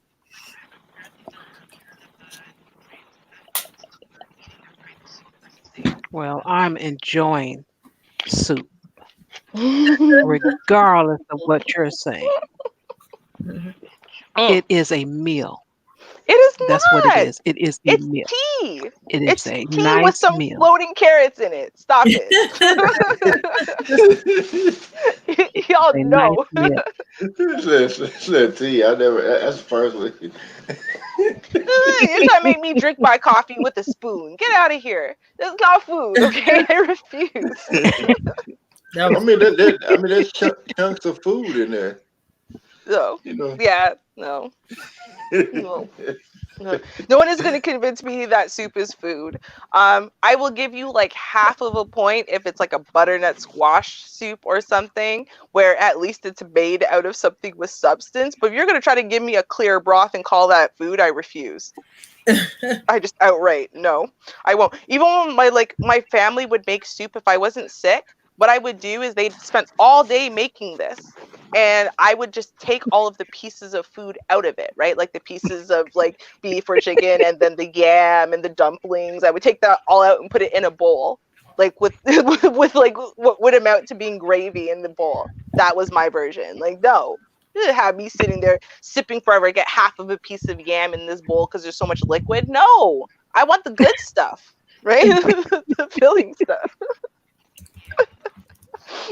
That is too much. But I believe you. You did do that. You know I did. I've Wow, I always been tell that you. kid. I've been that kid. Listen, I've been eating like a grown man my whole life, right? This is why it's surprising actually that I wasn't really big. Like when I was 6 years old, people used to delight in being able to bring me to like an all you can eat buffet, right? Because kids eat, cheap, really cheap. But they knew I was going to eat like a grown man. And they knew if you bring me to a regular restaurant, you couldn't feed me off the kiddie menu because I'd be starving. I would need more food. So you have to feed me off of the adult menu. So people love bringing me to buffets, because I was actually going to be able to, they'd get their money's worth for real. That was Ruby. You get your money's worth with her at a restaurant because that kid's gonna eat. And if your kids don't eat, I'll finish their plate. Like I was that kid. You're just too much. Just too Yeah, much. I really was. But I come from a family that the food was like it's okay. So our you think about like, let's pretend that Ruby is our last name, right? So for one side of my family, Ruby's in motion. That's what we would call our get together pictures, Ruby's in motion, and it was pictures of us eating, right? But nobody's overweight on the side of the family. No one. But we're always like have like piles of food stacked on plates, and we're eating it, and you're like, how do these people fit that kind of food into these little bodies? Like I don't know. We're just we're programmed to like shovel it down. I don't know. So I was You're socialized. terrible. Yep. I know. Well, it's time for Amadi to go, and I'll go ahead and end the stream here. And I want to thank her so much for coming out again. I appreciate it. Thank you so much for having me. I love coming on. I really appreciate you, all of you. Yes. I'm Yeah, so yeah, happy you came back. Trust me. I'll save up more questions for next time. No, I got more. It's gonna be Okay. good. Sounds good. Sounds good. Thank you so much. Everyone have a great yeah. weekend. All right, you too. You Yeah, too. Thank you so yeah, much. And thank you, everyone, for coming to the panel and in the chat room. I appreciate you guys. Thank you for your financial support. I'll have something to send the guests this time. And as far as for tomorrow, I'm not sure if I'm going to have a stream or not because I'm supporting some other content creators. They got some things going on over on GSRN. They're having their 1 year anniversary celebration. So the DJs are going to be playing. Let's see, we have about 7 DJs, and they start as early as 9:30 a.m. Central, and they're going to be rocking to about midnight. So um, I'll be supporting them, and there's a couple of the content creators doing some things. But if I do something, and that's a big if, I will post it, and you'll have plenty of notice. But can't promise you anything, so that's for sure. Fair enough. so just to be clear, it's gonna be like early in the morning till like midnight. That is correct. Yeah. Oh wow, oh wow. Some Yeah. Fair enough. all day, all day black party. Yep. All day, and it's their 1 year anniversary. So Nice. um, check it out. All And right. until then, I guess I will see you guys next week. And please be safe out there. and hope to see you next week. All right. All right. Good night, Peace. y'all. Good Cheers, night. y'all. Wholeness.